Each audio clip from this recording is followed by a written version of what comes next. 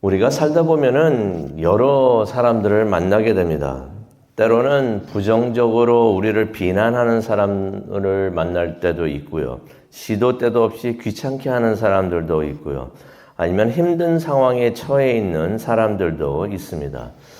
이런 사람들을 만날 때 성도님들은 어떻게 반응을 하십니까? 그럴 수 있는 것 같아요. 자연적으로 나오는 그 모습이 디펜시브, 약간 방어적이거나 비방을 할 때 방어적이거나 누가 자꾸 귀찮게 하면 짜증이 나거나 너무나 힘든 상황에 있는 사람들 보게 되면 어쩔 줄 몰라 당황할 수도 있겠구나 생각이 듭니다. 우리가 생각해 보고 싶은 것은 예수님은 어떻게 하실까? What would Jesus do? 예수님은 어떻게 하실까? 예수님은 그런 상황에 계실 때 무엇을 하시고 무엇을 보실까? 한번 우리가 생각을 해보려고 합니다. 오늘 마태복음 15장을 통해서 예수님이 뭘 보고 계시는가 우리가 보면서 그 시선을 따라가는 우리가 되면서 또 예수님을 닮아가는 우리가 되기를 원합니다. 1절부터 20절을 보게 되면은 부정적으로 비난하는 사람들의 모습이 나옵니다. 1절이죠. 하루는 바리새인들과 율법 학자들이 예수님을 찾아왔다라는 말씀이 나옵니다. 근데 1절을 보니까 이들이 예루살렘에서 나왔다라는 말씀이 나옵니다. 이 예루살렘에서 나왔다는 말이 어떤 말이 되냐면요. 예루살렘 공회에서 나왔다라는 의미가 있는 것입니다. 예루살렘 공회라는 것은 예수님을 대적하고 있던 그룹을 말합니다. 그러면서 이 사람들이 계속해서 예수님을 고소할 거리를 찾고 있었던 것이에요. 그래서 여기서 성경에서 이 사람들이 예루살렘에서 나왔다라고 하는 것은 예루살렘 공회에서 공식적으로 이 사람들을 내보냈다는 것입니다. 가가지고 예수를 보고 예수를 고소할 거리를 찾아오라라고 해서 그렇게 보냈던 것입니다. 그 사람들이 와가지고 2절에 예수님께 이렇게 말을 합니다. 당신의 제자들은 어찌하여 장로들의 전통과 관습을 지키지 않나요? 왜 먹을 때 손을 씻지 않습니까? 라고 말을 합니다. 솔직히 이 사람들이 와가지고 예수님한테 그러죠. 당신의 제자들은 하면서 말을 하고 있는데 지금 제자들 얘기하고 있는 게 아니죠. 예수님 얘기하고 있는 거예요. 당신의 제자들은 왜 이렇습니까? 라고 말하고 있지만 예수님을 비난하고 있는 것을 우리가 보게 됩니다. 예수님께서 그걸 못 보셨을까요? 다 보시죠. 왜냐하면 예수님은 사람들의 마음을 보시기 때문에 저 사람들이 무슨 생각으로 무슨 마음으로 이렇게 말을 하고 있는가 예수님께서는 다 보고 계셨던 것입니다. 그런데 예수님께서는 그것도 넘어서 그들의 근본적인 그러한 마음, 그 모순된 모습을 보시고 그것을 지적을 해 주십니다. 예수님께서는 자신을 비난하고자 하는 그 마음도 보시지만 그것까지 넘어가지고 이 사람들의 잘못된 생각 그거를 보시는데요. 그러면서 지적을 해 주시는데 뭘 지적을 해 주시는가? 3절에 나오죠. 너희는 어찌하여 너희의 전통 관습 때문에 하나님의 말씀을 범하는가? 하나님의 말씀을 어기는가? 말씀을 하십니다. 이게 무슨 말씀이냐면요.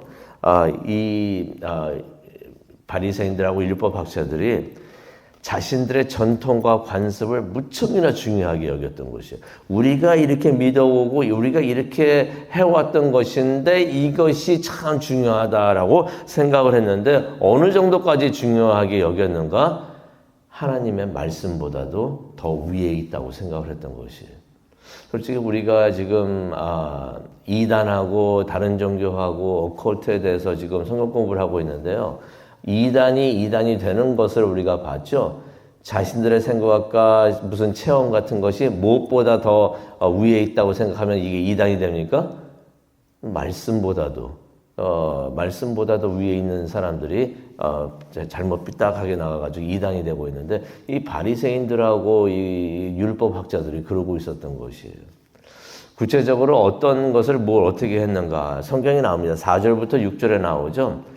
하나님께서는 성경을 통해서 부모를 돌보라고 말씀을 하셨어요. 근데 이 사람들이 어떻게 가르치고 있었냐면은 만약에 부모에게 드릴 것을 성전에다가 바치면서 나는 이제 하나님께 바쳤으니 부모 돌볼 필요가 없다라고서 말을 해도 된다라고 가르치고 있었던 것이에요. 그렇게 하더라도 그렇게 하면은 부모를 돌볼 필요가 그런 책임에서 풀어나게 된다, 자유롭게 된다라고서 가르치고 있었던 것입니다. 근데 이게 성경 어디에 나옵니까? 없는 얘기죠. 자신들이 그렇게 가르쳐왔던 전통이었고 관습이었던 것이에요. 그러면서 이게 하나님의 말씀보다 위에 있다라고서 뭐 대놓고 말을 안 했겠죠. 그거는 그렇게 하면 안 되니까. 근데 대놓고 말을 안 했지만은 그렇게 가르치고 있었다는 것이에요.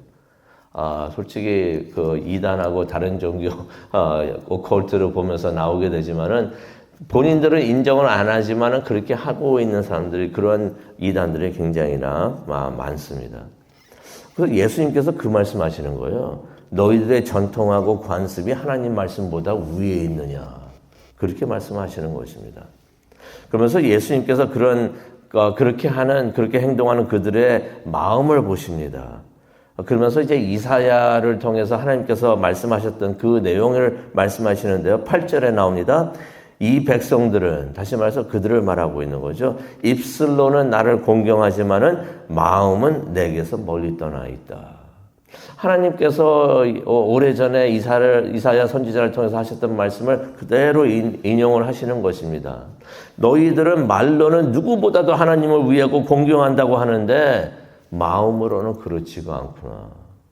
자기들의 생각과 관습과 전통이 하나님 말씀 위에 있다고 하는데 그게 하나님을 공경하는 일이 됩니까? 안 되는 것이죠. 그러면서 예수님께서 그 말씀하시는 거예요. 하나님은 너희들의 속마음을 다 보고 계신다.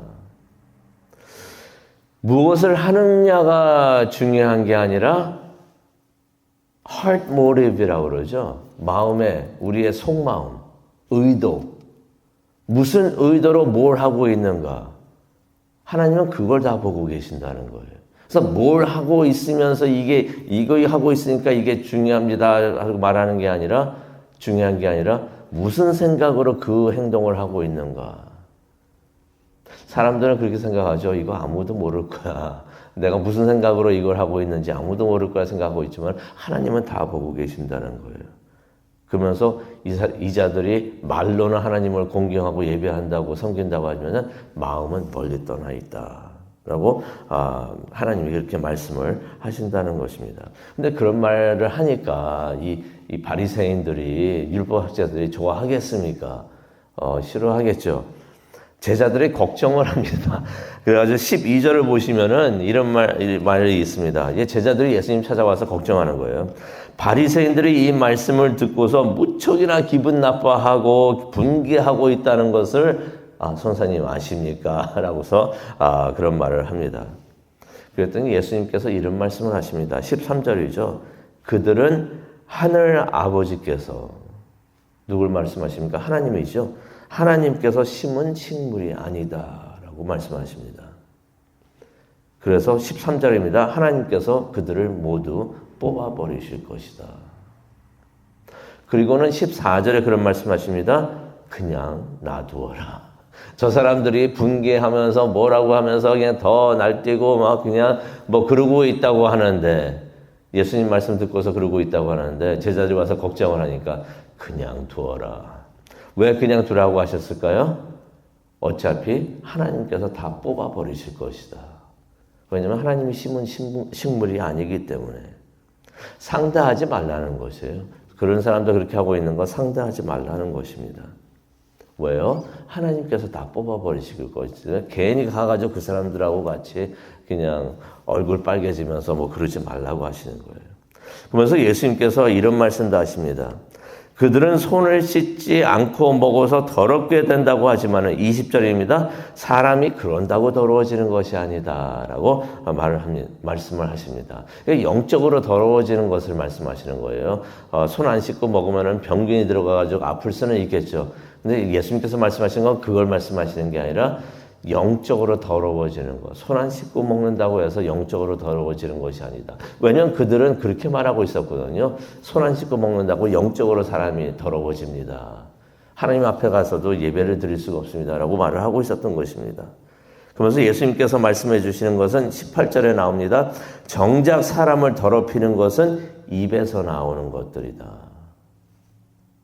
입에서 나오는 것들이 무엇일까요? 19절에 나오죠. 악한 생각들이라는 것이. 악한 생각, 나쁜 생각하면서 그것을 말하고 있는 것, 그것들이, 그 악한 생각들이 입으로 다 나온다는 것이. 그래서 말씀을 하십니다. 19절이죠. 살인과 간음과 음행과 도적질과 거짓 증언과 비방하는 것이다. 이것들이 입으로 나오는데 어디에 있는 것들이 나오냐면 이게 속마음에서 나오는 것이다. 이게 그들의 생각이다.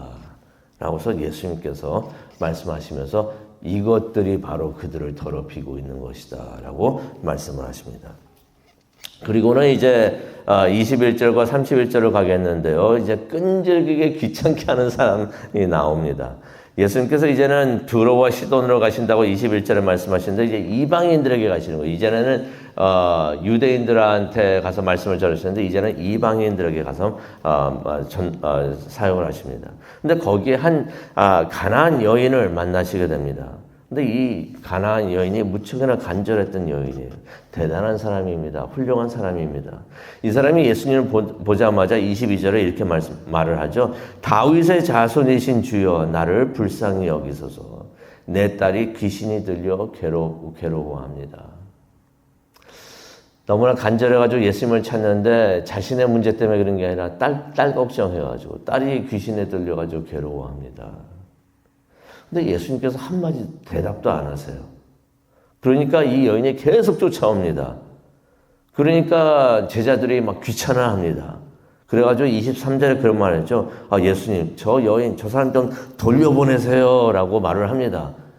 짜증이 막 난 거예요. 근데 이 여인이 25절에 보니까 그럼에도 불구하고 계속 와가지고, 이번에는 와가지고 무릎을 꿇고서 간청을 합니다. 나를 도와주세요. 라고 말을 합니다. 그랬더니 예수님께서 이런 말씀하십니다. 26절이죠. 아이들에게 줄 빵을 개들에게 주는 것은 아니다. 라고 말씀을 하십니다. 무슨 말인가요? 이 여인과 딸이 뭐라고 말씀하시는 거예요? 개라고 말씀을 하시는 것입니다. 아니, 어떻게 이런 심한 말을 예수님께서 하셨을까? 누가 들어도 기분 나빠할 수 있는 말입니다. 그런데 이 여인이 27절입니다. 막 올라왔겠죠. 뭐라고 하려다 에이 내가 왜 이런 말 들어야 하면서 그냥 갈 수도 있었을 텐데 가만히 있더니 이런 말을 합니다. 27절에 이런 말을 합니다. 예수님께서 그런 말씀하시니까 이 여인이 네 맞습니다. 근데 개들도 주인 상에서 떨어지는 부스러기를 얻어먹습니다. 라는 말을 합니다. 이 여인이 뭐라고 말하고 있어요? 네, 맞습니다. 제가 개입니다. 개이니까 상에서 떨어지는 부스러기라도, 부스러기 은혜라도 저에게 주십시오. 라고 말을 하는 것입니다. 이 여인의 믿음이 대단합니다. 자신의 딸을 살리고자 하는 마음으로 모든 자존심도 다 버리고 예수님에게 간절하게 매달리는 것을 우리가 보게 됩니다. 그 말을 들으신 예수님께서 28절에 말씀하십니다. 네 믿음이 크도다. 네 소원대로 될 것이다. 라고 말씀을 하시는데 그 말씀이 떨어지자마자 그 딸의 병이 싹 나았다는 말씀이 기록이 되어 있습니다. 예수님께서 이 여인을 무시하셨던 것이 아니에요.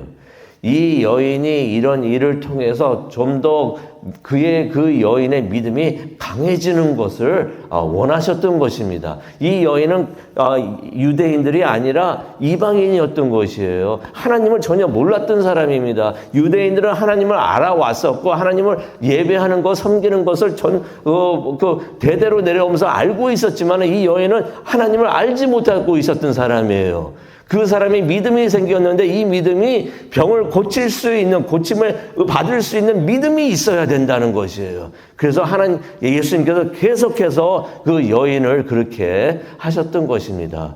그러니까 이 여인의 믿음이 병 나음을 얻을 수 있는 믿음까지도 올라왔던 것입니다. 그걸 보시고 예수님께서 말씀하십니다. 네 믿음대로 될 것이다. 라고 말씀하시는 것을 보게 됩니다. 마지막으로 그저 불쌍한 사람들 이야기를 한번 보겠는데요. 32절부터 39절에 나옵니다. 예수님께서 산에 올라가셔가지고 말씀을 이제 사역을 하시니까 많은 사람들이 찾아옵니다. 그때 많은 병자들도 왔었는데 남자만 4천이었다라는 말씀이 38절에 나옵니다. 비슷한 내용이 이전에도 나왔는데 그때는 남자만 5천, 지금은 남자만 4천. 이 사람들이 3일 동안 예수님과 함께 했어요. 그러면서 예수님께서 병을 다 고쳐주셨던 것이에요.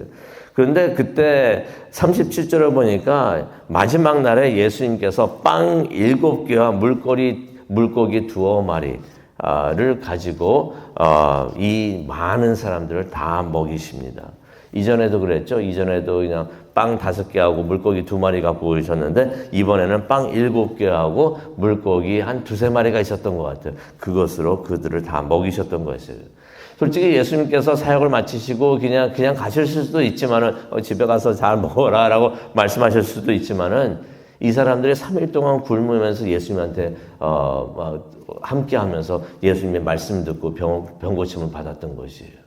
예수님께서 32절입니다. 그들을 보셨는데 어떻게 보셨는가? 불쌍히 여기시고 기적을 베풀어 가지고 그들을 다 먹이시고 보내셨다라는 말씀이 나옵니다.